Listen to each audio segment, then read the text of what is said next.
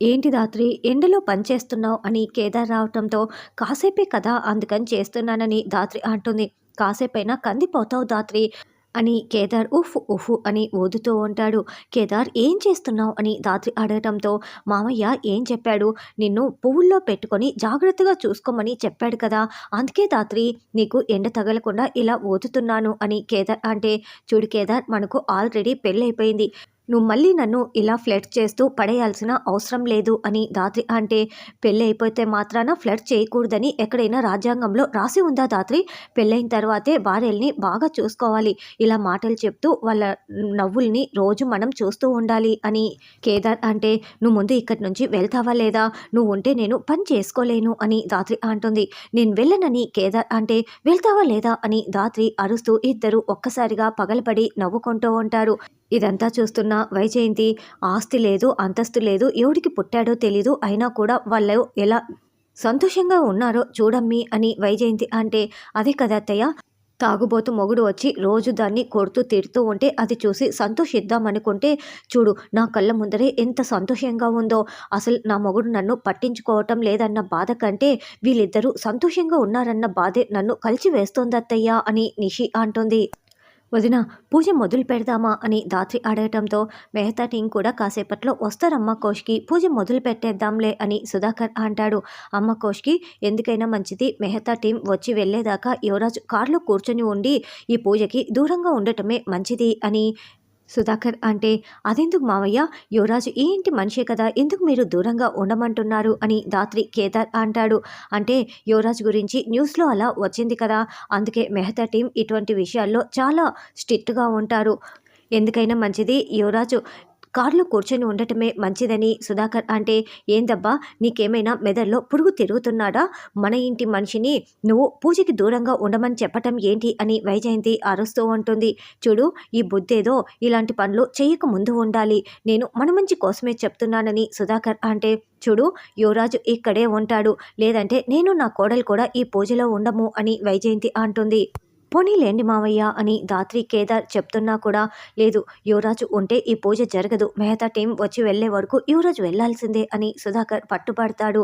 దాంతో కేదార్ యువరాజ్ అంటూ చెప్పబోతూ ఉంటే, రే ఇంకొక మాట మాట్లాడావంటే నేనేం చేస్తానో నాకు తెలీదు అంటూ యువరాజ్ కోపంగా కారులో వెళ్ళి కూర్చొని ఉంటాడు. ఎవరెవరో దిక్కు మొక్కు లేని వాళ్ళు ఈ పూజలో ఉండొచ్చు, నా కొడుకు ఉండకూడదా అని వైజయంతి అరుస్తూ ఉంటుంది.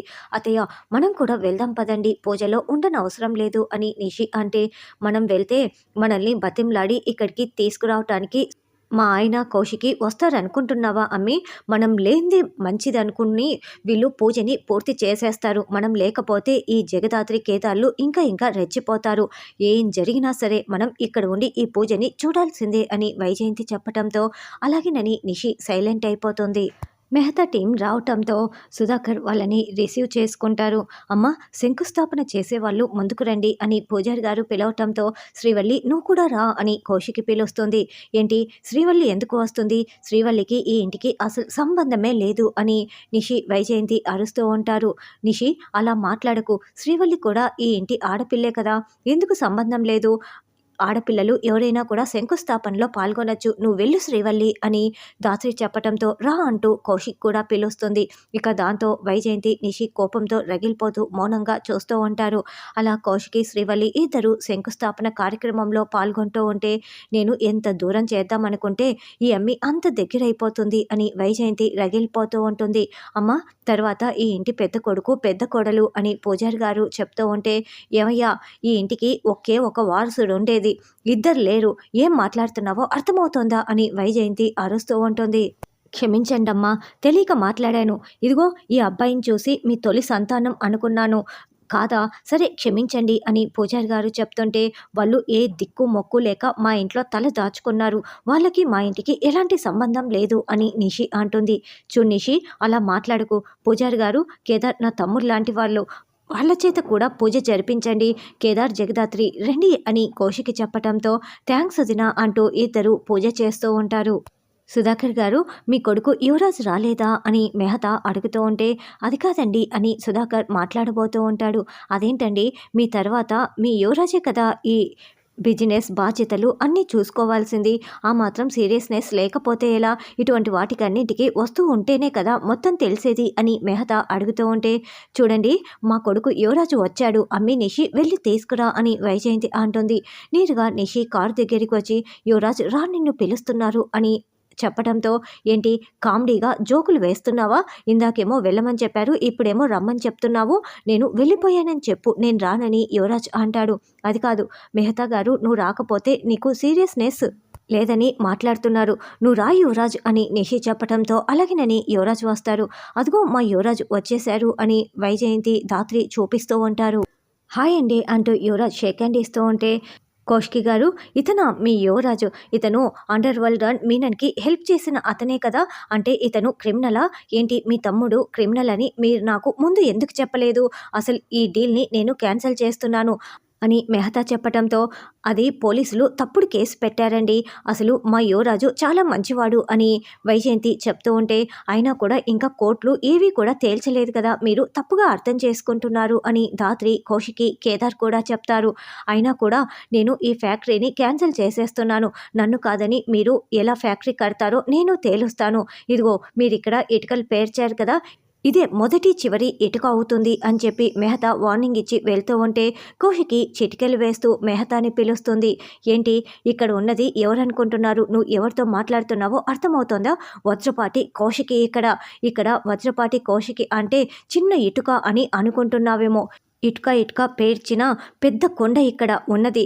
చూడు, నువ్వు నన్ను అడ్డుకుంటావా? నేను ఇలాంటివి చాలా చేస్తాను. నువ్వు ఎలా అడ్డుకుంటావో నేను చూస్తాను. నేనంటే ఏంటో నీకు చూపిస్తాను అని కౌశికి వార్నింగ్ ఇవ్వటంతో కేదార్ విజిల్స్ వేస్తూ ఉంటాడు. ఇక మెహతా కోపంగా అక్కడి నుంచి వెళ్తాడు. సూపర్ వదిన, చాలా బాగా బుద్ధి చెప్పారని ధాత్రి అంటుంది.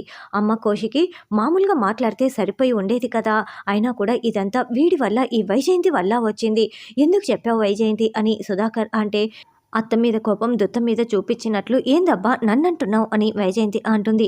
ముందు పూజ కానిద్దామని కేదార్ అనడంతో నిషి కూడా చాలా సంతోషంగా యువరాజ్తో కలిసి పూజ చేస్తూ ఉంటుంది. తర్వాత తాయారు, ఏంటభి వెళ్తున్నావా అని కారులో వెళ్తున్న అభిని అడుగుతూ ఉంటే, వెళ్తున్నానులే అక్క, ఇంకో 2 నిమిషాల్లో ఆ ల్యాండ్ దగ్గర ఉంటానని అభి అంటే, ఆ జగదాత్రి అండ్ ఫ్యామిలీ నా కాళ్ళ దగ్గరికి రావాలి. నువ్వేం చేస్తావో నాకు తెలీదు. నేను కాల్ చేస్తాను, స్పీకర్ ఆన్ చేసి మన వాళ్ళని జోబిలో పెట్టుకోమని చెప్పు అని తయారు అనడంతో, సరేలేవే, వాళ్ళ ఏడుపులు ఆర్తనాదాలు నీకు వినపడాలి అంతే కదా, నేను ఏడిపిస్తాను కదా అని అభి అంటాడు. వదిన పూజ అయిపోయింది, ఇక ఇంటికి వెళ్దాం. ఇంతే కాకుండా ఇంకా వేరెవరినైనా ఇన్వైట్ చేశారా అని ధాత్రి కేదార్ అడుగుతూ ఉంటే, లేదని కౌశికి చెప్తుంది. మరి ఎవరో కారులో వస్తున్నారు వదిన అని అక్కడికి వస్తున్న అభి రౌడీలని ధాత్రి కేదార్ చూపిస్తూ ఉంటారు. ఏయ్, మేము ఈ బోర్డు తీసేసి మా బోర్డు పెట్టుకోవడానికి వచ్చాము అని అభి చెప్తుంటే, చూడు ఇక్కడ పూజ జరిగింది, గొడవ చేయటం నీకు ఇష్టం ఉండదు, మాకు ఇష్టం ఉండదు, మర్యాదగా వెళ్ళిపో అభి అని ధాత్రి కేదార్ మర్యాదపూర్వకంగా చెప్తూ ఉంటే అభి గొడవ చేస్తూ ఉంటాడు.